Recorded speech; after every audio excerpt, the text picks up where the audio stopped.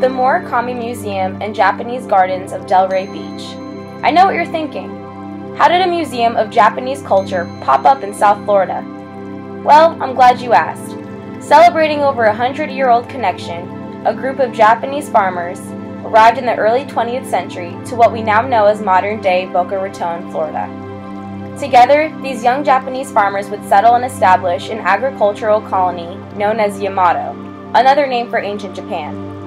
After many trials and tribulations, several of the original colonists were starting to realize that life in Florida was not getting any better, so they moved back to Japan.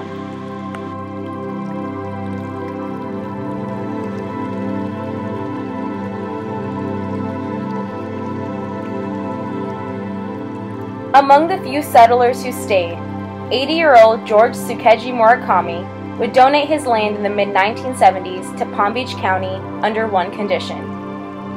His land could only be utilized as a park to keep the history and memory of the Yamato colony alive and thriving. In 1977, Palm Beach County would do just that. Open to the public, visitors today can experience the 16 acres of authentic Japanese gardens, rotating exhibitions within the museum's gallery, an award-winning cafe, and much, much more. The Morikami Museum is the only museum within the nation to completely dedicate itself to Japanese living culture, and its gardens are noted as some of the most finest outside of Japan.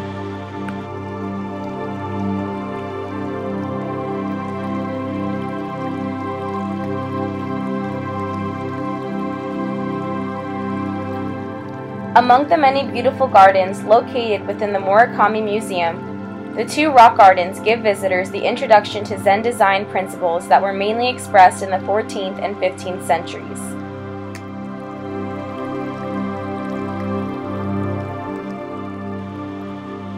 The Morikami's early rock garden contains a dry rock cascade suggestive of falling water, while the late rock garden contains raked pebbles and set stones that give the Western vision of what a Japanese garden looks like. Instead of plants, this gardening style encompasses rocks that are spread and arranged in a bed of raked gravel. These two gardens are both examples of Karasen Suite, which literally means dry landscape.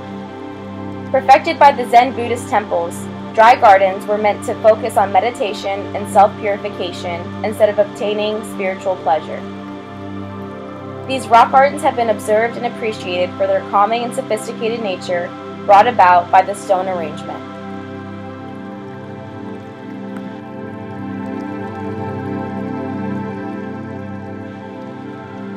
This arrangement gives the empty ground a complexity of patterns that helps to promote the perceptual organization of the arrangement of the stones within the garden. This offers two things. One, the reduction of the mental workload to just look at it, and two, makes for an easier and more comfortable impression. Japanese gardeners have had a history of featuring water as the primary focus, but around Kyoto and its rare sightings of springs and mountain streams, gardeners neglected their primary focus of water and started to mainly adhere their attention to rocks and a few nicely groomed plants.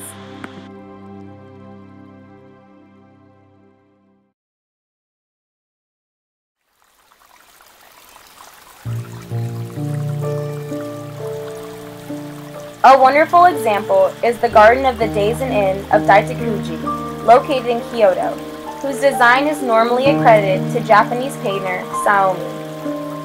It is actually a series of separate gardens that is arranged around the sub-temple founded by Kogaku Soku.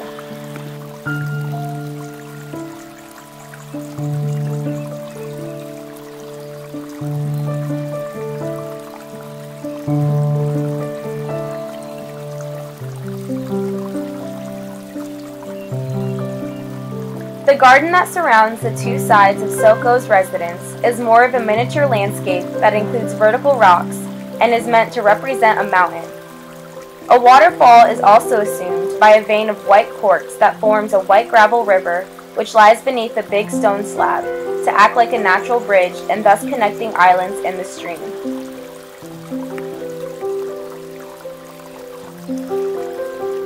On the opposing side of the residence, a stream of gravel flows beautifully within the garden.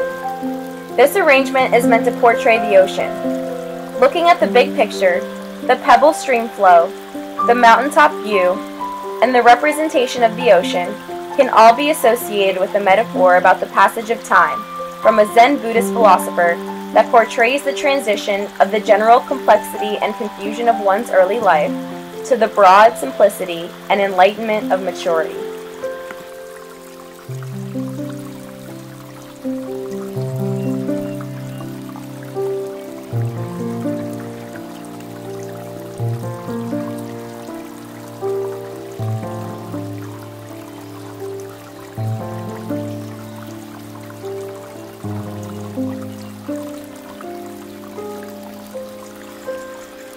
These Zen rock gardens are a literal expression of the Zen principles of one's emptiness or void. Early gardens were utilized as a safe haven for reflection and meditation. They are made to invoke tranquility and serenity, not so much to be moved.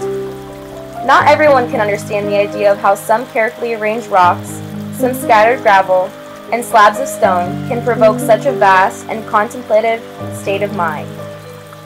There is more to Zen gardens than just putting these key principles together. With the lack of plants and flowers, Zen gardens are seen as vast spaces with strategically set of various kinds of rocks, which are set into beds of tons of white gravel that are raked into straight or wavy lines.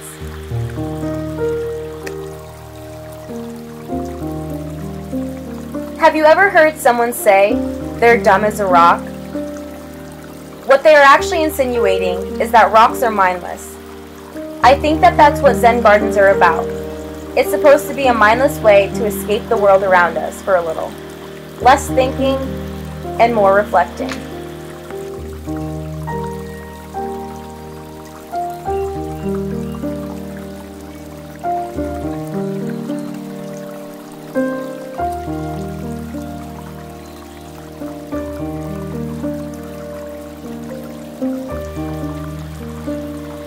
Ian Watts once said, "Zen does not confuse spirituality with thinking about God while one is peeling potatoes.